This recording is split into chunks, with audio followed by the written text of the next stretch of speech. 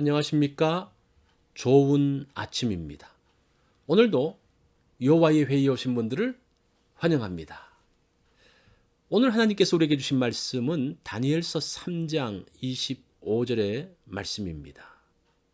왕이 또 말하여 이르되 내가 보니 결박되지 아니한 네 사람이 불 가운데로 다니는데 상하지도 아니하였고 그 넷째의 모양은 신들의 아들과 같도다 하고.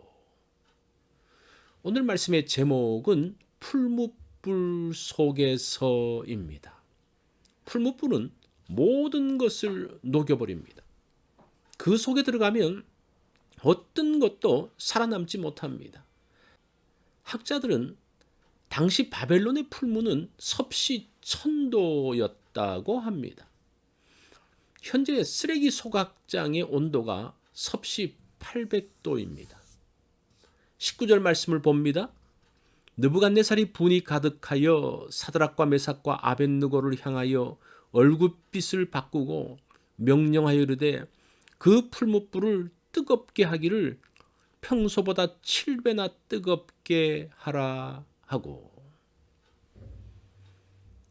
느부갓네살이 금신상을 세우고 거기에 모든 백성들이 절하게 했습니다. 그런데 금신상의 절하기를 거부한 세 친구를 보고 느부갓네살 왕이 화가 나서 얼굴빛이 바뀌어졌습니다. 노예 출신인 이들에게 교육을 시키고 높은 자리를 주었습니다. 그런데 배은망덕하게 왕의 명령을 거부하고 있습니다. 화가 난 왕은 풀무불을 평소보다 7배나 뜨겁게 하라고 했습니다. 사형 집행자가 아닌 곁에 있는 왕의 용사들에게 사형을 집행시켰습니다. 왕의 분노가 얼마나 큰지를 단적으로 보여주고 있습니다. 그런데 어떤 일이 벌어집니까? 24절을 봅니다. 그때에 느부갓네살 왕이 놀라 급히 일어나서 모사들에게 물어 이르되 우리가 결박하여 불 가운데 던진 자는 세 사람이 아니었느냐 하니 그들이 왕에게 대답하여 이르되 왕이여 옳소이다 하더라. 왕은 풀무불을 주시하고 있었습니다. 세 친구가 죽어가는 것을 보기 원했습니다. 그런데 풀무불에는 결박되지 않은 네 사람이 있었습니다. 네 번째 사람은 신의 아들과 같았습니다. 유대 신학자들은 네 번째 사람을 천사로 보지만 우리는 2위 하나님으로 봅니다. 성자 하나님께서 풀무불 안으로 오셨습니다. 신앙을 지키다 불 속에 들어간 하나님의 백성에게 가셨습니다. 새 친구를 던지던 용사들을 불태워 죽인 풀무불은 주님과 함께하는 이들은 태우지 못했습니다. 이사야 43장 2절에 이런 말씀이 있죠. 네가 물 가운데로 지날 때에 내가 함께할 것이라. 강을 건널 때에 물이 너를 침몰하지 못할 것이며 네가 불 가운데로 지날 때에 타지도 아니할 것이요 불꽃이 너를 사르지도 못하리니. 다니엘과 세 친구는 이 이사야의 말씀을 알았을 것입니다. 이 말씀이 실제 그들의 삶에 나타남을 경험했습니다. 왕은 풀무불에서 세 친구를 꺼냈습니다. 불은 이들의 몸을 해하지 못하고 머리털도 그을리지 않고 겉옷의 빛도 변하지 않고 불탄 냄새도 없었다라고 합니다. 완전한 하나님의 보호하심과 구원이었습니다. 사람들은 이런 하나님의 능력을 가지려고 합니다. 이런 능력이 있다면 불 가운데서도 살아남을 수 있기 때문입니다. 이 능력을 얻으려고 열심히 수고합니다. 세 친구는 풀무불 앞에서 하나님의 능력을 구하지 않았습니다. 이들은 능력으로 승리하겠다고 고백한 것이 아니라 죽음 앞에서 하나님을 신뢰한다는 고백을 합니다.